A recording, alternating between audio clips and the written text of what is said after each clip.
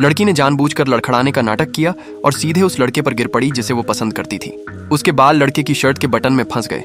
बाल निकालने के लिए उसने जल्दी से बटन को दांतों से खोल लिया। फिर वो बटन लड़के को पकड़ाकर तुरंत शर्माते हुए वहां से चली गई। जैसा उसने सोचा था, लड़के का ध्यान अब उसकी तरफ जाने लगा था। अगले दिन दोनों फिर मिले। इस बार लड़की ने जानबूझकर अपनी किताबें उसके सामने गिरा दी। उसने मासूम बनकर कहा, प्लीज मेरी किताबें उठा दोगे?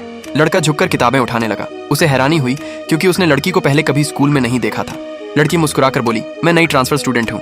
इतना कहकर वो अपनी सहेलियों के साथ चली गई। अब लड़के की दिलचस्पी उसमें और बढ़ने लगी। लड़की की सहेलियों ने उसे समझाया, उस लड़के से दूर रहना, वो अमीर घर का बिगड़ा हुआ लड़का है, दिन भर पढ़ाई छोड़कर आवारागर्दी करता रहता है। सबको लगता था कि वो लड़की की पढ़ाई खराब कर देगा, लेकिन लड़की को ऐसा बिल्कुल नहीं लगता था। उस दिन स्कूल खत्म होने के बाद बाहर बारिश होने लगी। लड़की ने सुपरमार्केट में उस लड़के को देखा तो उसने जानबूझकर अपना छाता बाहर छोड़ दिया और अंदर चली गई।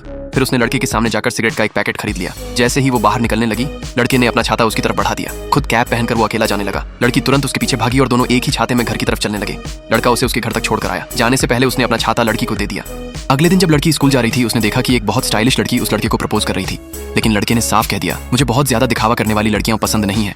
वो लड़की गुस्से में वहां से चली गई। तभी लड़के ने पीछे मुड़कर देखा तो सामने वही लड़की खड़ी थी। लड़की ने जानबूझकर अपनी सिगरेट नीचे गिरा दी। लड़के को शक हुआ कि शायद उसे सिगरेट पीनी आती भी नहीं है। लड़की ने पैकेट से दूसरी सिगरेट निकाली और जलाने लगी, लेकिन लड़के ने तुरंत उसके हाथ से सिगरेट छीन ली और खुद अपने मुंह में रख ली। तभी उसकी नजर लड़की के दाएं कान में लगे हियरिंग एड पर गई। लड़की को लगा कि अब वो भी बाकी लोगों की तरह उसका मजाक उड़ाएगा, लेकिन लड़का बस इतना बोला, स्मोकिंग करने से तुम बदसूरत लगोगी, दोबारा मत खरीदना। इतना कहकर वो जाने लगा। तभी लड़की ने पीछे से आवाज दी, मुझे अपनी बाइक पर घुमाओगे? लड़का तुरंत मान गया। उसने खुद लड़की को हेलमेट पहनाया और बोला, कमर कसकर पकड़ लेना। जैसे ही बाइक चली, हवा लड़की के कानों के पास तेजी से गुजरने लगी।